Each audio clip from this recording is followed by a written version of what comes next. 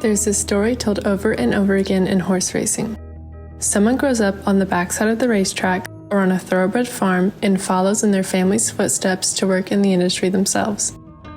But that wasn't the case for trainer Tim Glyshaw. I had a really unusual start into the business. I did not grow up in the business. The only horses I had ever been around were Lippizan stallions because my grandfather always booked all the acts for the Shrine Circus in Evansville, and he would book, the elephants, the tigers, the clowns, all those acts. And so we got to know the Lippizan stallion people from that. And, I used to go help brush them and stuff when they were in town once a week for the circus in Evansville. So those are the only horses I had ever been around. So I graduated from Indiana University in 1992. I taught school for 3 years. I was a school teacher. One summer I was home and I told my stepfather I really didn't want to do it anymore. Just didn't quite. I loved coaching. I coached soccer and basketball, but I didn't really like the teaching part of it. So I said I wanted to do something else. He told me to make a list of things I wanted to do and be realistic. Don't put down like NBA basketball player or anything. So about 10 minutes later, a special came on ESPN. It was about TaylorMade's internship program. They had people who go learn about taking care of racehorses. Glyshaw took the internship program at TaylorMade, and from that his career in the racing industry blossomed. He started as a hot walker, then began grooming, and soon became an assistant trainer for Robert Holthus and later for Cole Norman. Glyshaw went out on his own in 2004, and 3 years later a gelding named Unreachable Star entered his stable.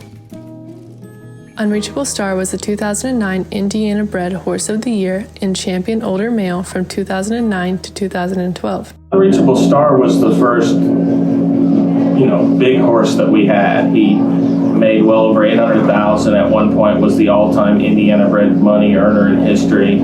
There's a good chance that he would be fairly close to $1 million if they had the purses that we had now. During his successful career, Starman and Glyshaw formed a close bond. He was a really funny horse to be around. I mean, he's a fun horse to be around. I could go and lay on top of him in the stall. I have a picture on my website of me laying on top of him in the stall. He'd take peppermints from my mouth and from my lips and wouldn't bite you. He was just a really, spoiled though. He was really spoiled. It would only take a few years for another Indiana-bred horse from Glyshaw's stable to achieve even greater things.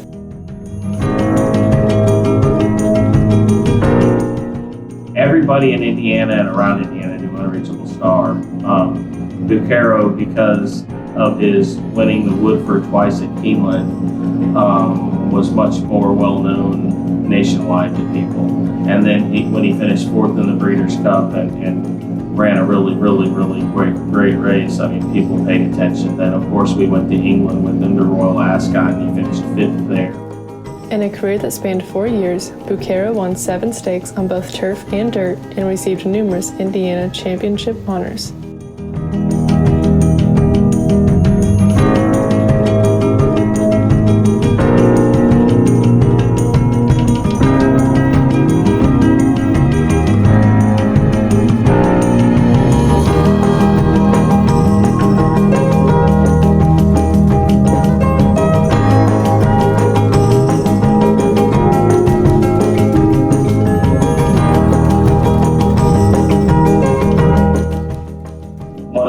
Horses you could ever be around. Never bites anybody, plays the stud, never does anything except for me.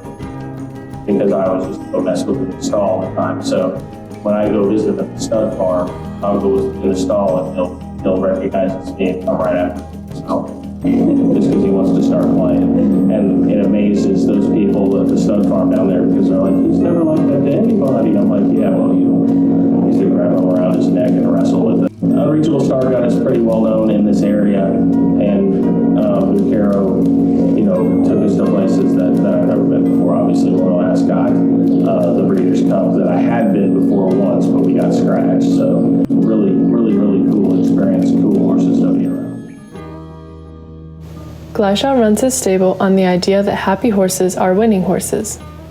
Every horse in the Glyshaw barn, whether they are a claimer or a stakes horse, is given high-quality care and individual attention. The end goal is to always have the horses eating good, sleeping good, and feeling good. Easiest part of all this is the horses. I'm one of the lucky ones. I just look back. I made a post on social media a couple weeks ago about, we've been in a little bit of a slump, but then I put pictures on Unreachable Star and Bucchero and Bullard's Alley. We won a grade 3, 2 grade 2 races, and a grade 1. So we have things to look back on that make you want to keep doing it, at least I can look back and say, we're doing this because we won another one of those. Now, realistically, will we ever get one? Who knows? Maybe not. We didn't expect to get those two. The Bullard's Alley cost $11,000 at the sale, and Bucchero was $47,000. So it's not like anybody spent a ton of big money for those kind of horses, and they expected them to go do what they did. Even when these happy horses go a few weeks without a win and things get hard, there's one reason Tim Glyshaw keeps coming back to the track. There are and have been in the last few years for me bad days, bad weeks where I'm just like, is this all worth it? I can only speak for myself, but I guarantee if you interview 15 other trainers, they'd all say the reason they come back every day is because of the horses. Don't get me wrong, I love my help. My help, especially up here, is wonderful. You know what I mean? My help in Kentucky is good. We are really lucky with our help, and I really, really like some of our owners, but the reason that we all come back is because of them.